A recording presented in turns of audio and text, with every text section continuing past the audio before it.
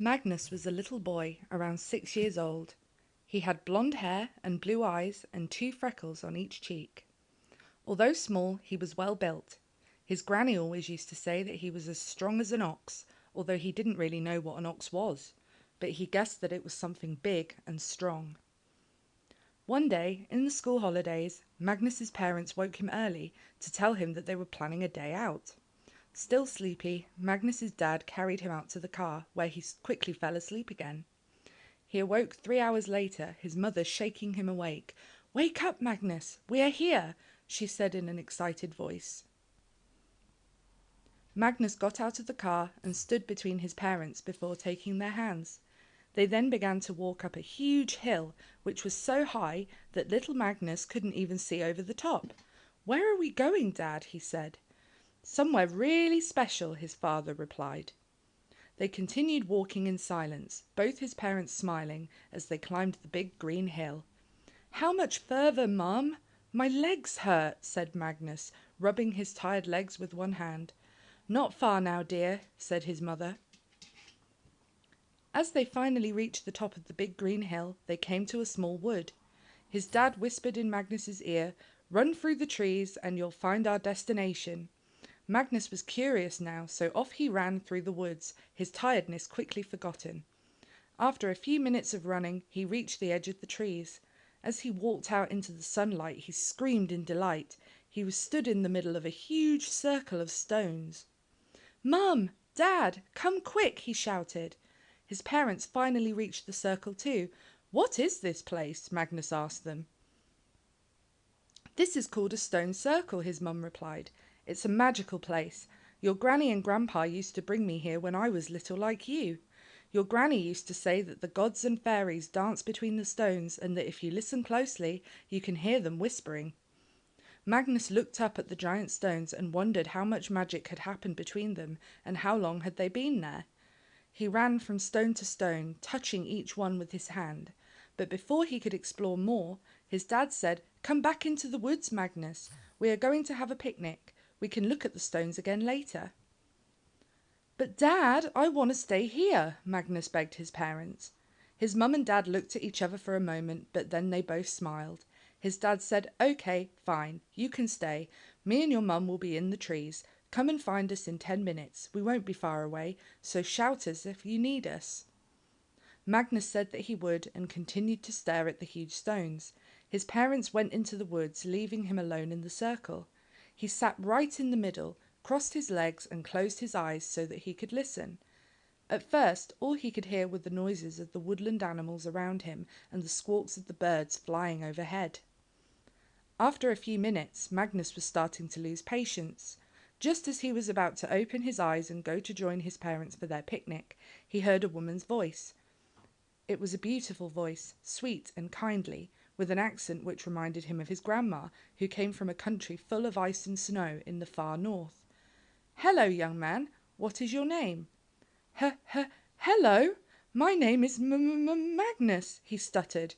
"What is your name?" "My name is Freya. Nice to meet you." "My parents brought me here. They said that the stones are magic. Is it true?" Freya laughed softly. "Yes, they are indeed magic. Lots of fairies and other magical creatures live here, as well as the gods. Do you know of the gods, Magnus?" Yes, I do," Magnus said excitedly. "Are you the goddess, Freya?" "Yes, I am. What do you know about us?" "I know a lot, thanks to my grandma's stories. She says that Freya is the goddess of love, but you're far away from your homeland." "I came here to carry someone's soul to Valhalla. As you already know, Valhalla is a lot like heaven, where good people go when they die." "Oh, I see. Whose soul have you taken? Surely nobody lives here. It's just fields, hills, trees and stones." Magnus opened his eyes and he was surprised to see a beautiful lady with red and gold hair stood in front of him. She was wearing a pretty white dress. She kneeled down to face him and spoke again. "When I choose people to take to Valhalla, sometimes I let them visit their loved ones first. That's why I'm here, Magnus. I've brought someone to see you." Just as Magnus was about to ask who Freya had brought to see him, an old lady with long white hair wearing a green dress appeared in front of him. Grandma? What are you doing here? Magnus asked in surprise. Magnus, my dear, I came to say goodbye. Goodbye? But where are you going? Can I come with you? Grandma laughed and smiled, but her eyes looked sad. Where I'm going, no one can come with me. But don't be sad, dear Magnus. I will visit you whenever I can, and if you call my name, I'll hear you. Tears slipped down Magnus's cheeks as he realized what was happening. But Grandma, I don't want you to go. I want you to stay here with me. Grandma took Magnus's hand and looked into his eyes. I'd love to stay too, but it's my time. You remember what I told you about Valhalla? Yes, that the people who go there live forever, just not here on earth. Magnus wiped the tears from his eyes, but they kept on falling. Exactly. So although you won't see me, I'll still be here, and one day we will meet again in Valhalla. So don't cry, and if you ever want to see me for a while before then, just come here to this magical place. Okay, Grandma, I'll miss you, Magnus said, hugging her tight. I'll miss you too, Magnus, said Grandma. Come along, it's time we left, said Freya, taking Grandma's hand. Remember what Grandma said, Magnus. Any time you want to see her, just come here to the stone circle and call her. Goodbye, Grandma. Goodbye, Freya. See you soon, shouted Magnus, waving at the two ghost-like women. Goodbye, Magnus, Freya and Grandma waved back, before walking towards the edge of the stone circle and disappearing. Magnus stood there a while, wiping his tears and looking at the spot where his Grandma and Freya had been just a few moments ago. He was sad, but also happy that he was able to say goodbye. Suddenly, his parents walked out of the woods. His dad was hugging his mum, who was crying. Oh, Magnus, there's something we have to tell you.